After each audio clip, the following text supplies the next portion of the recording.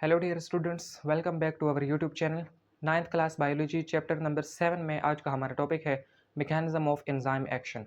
इसके पिछले लेक्चर में आपने ये जाना कि एंजाइम्स रिएक्शंस को कैटलाइज करते हैं या स्पीड अप करते हैं। ठीक, आज हमने ये जानना है कि एंजाइम्स रिएक्शंस को कैटलाइज किस तरह करते हैं, इनका मोड ऑफ एक्शन या फिर मैकेनिज्म ऑफ एक्शन क्या है।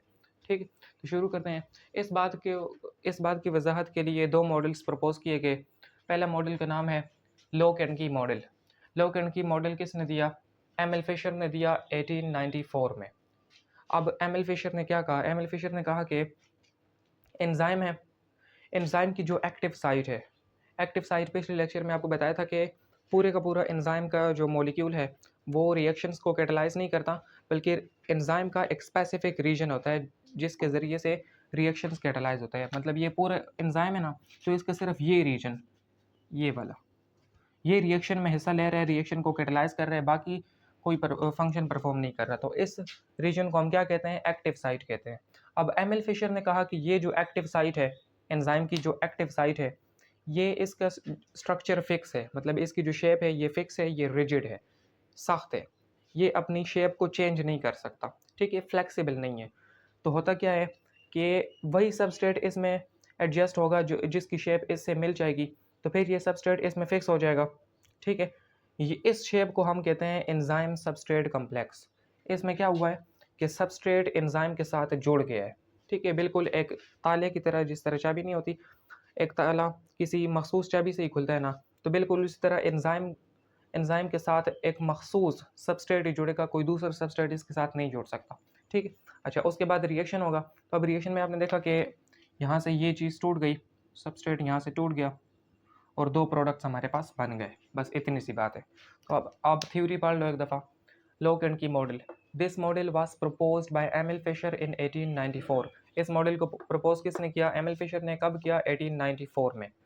अच्छा, अकॉर्डिंग टू दिस मॉडल, इस मॉडल के मुताबिक the active site of enzyme has a fixed structure. The active site of enzyme, enzyme की जो एक्टिव साइट है उसकी फिक्स्ड स्ट्रक्चर है, रिजिड है। ठीक है, फ्लेक्सिबिलिटी उसमें नहीं है। The substrate molecule fits precisely into it. जो सबस्ट्रेट का मॉलिक्यूल है वो इस चीज़ में बिल्कुल एक्यूरेटली फिक्स हो जाता है।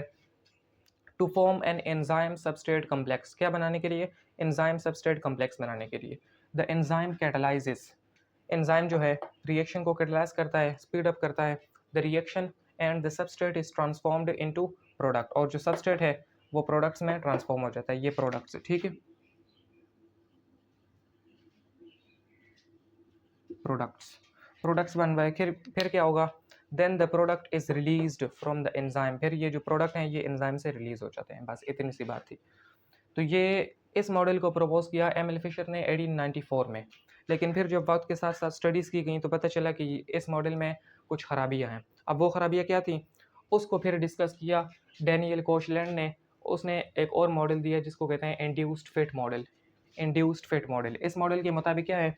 इस मॉडल के मुताबिक डैनियल कोशलैंड ने कहा कि the active site of enzyme is not fixed, it is actually a little bit flexible. ये थोड़ी सी फ्लेक्सिबल है।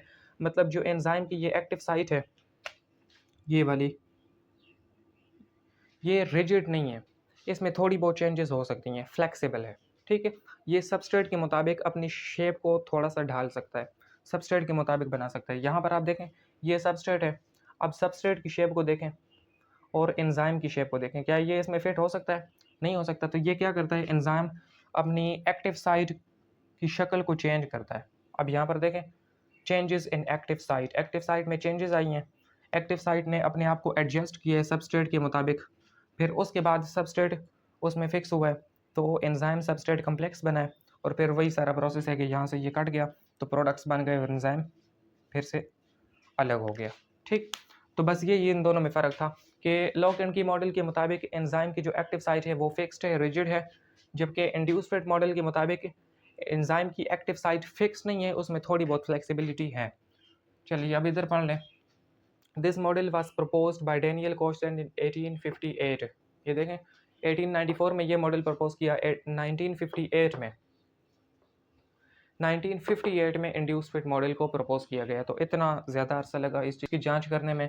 अकॉर्डिंग टू दिस मॉडल, इस मॉडल के मुताबिक the active site of enzyme is not rigid. The active site of enzyme, enzyme की जो active site है वो रिजिड नहीं है, सख्त नहीं है, बल्कि फ्लेक्सिबल है।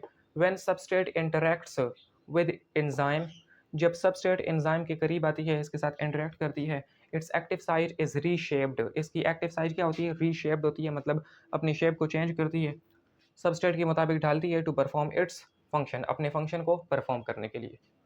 चलिए जी, यही आज का हमारा टॉपिक था।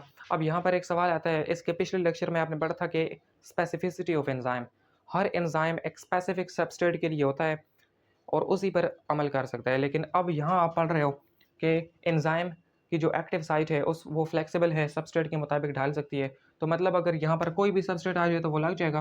फ़र्ज़ करें सबस्ट्रेट इस तरह है, ये हमारा सबस्ट्रेट है, तो क्या ये भी इधर एडजस्ट होगा? क्योंकि ये तो फ्लेक्सिबल है। तो इसका मतलब पिछला पॉइंट गलत था, फ्लेक्सिबिल स्पेसिफिसिटी ऑफ एंजाइम वाला। तो ऐसा नहीं है, पिछला पॉइंट भी सही था और ये पॉइंट भी सही है। लेकिन ये आपने माइंड में रखना है कि एंजाइम की जो एक्टिव साइट है वो थोड़ी बहुत फ्लेक्सिबल है, बहुत ज़्यादा इतनी फ्लेक्सिबल नहीं है कि कोई भी सबस्ट्रेट आके वहाँ पर जुड़ जाए। ठीक है? तो स्पेसिफिसिटी ऑफ एंजाइम उसको आपने ज़हन में रखना है। एक्टिव साइट फ्लेक्सिबल तो है लेकिन थोड़ी बहुत, इतनी ज़्यादा फ्लेक्सिबल नहीं है कि कोई भी एंजाइम वहाँ पर आकर जुड़ जाए। चलिए जी। तो ये हमारा आज का लेक्चर था।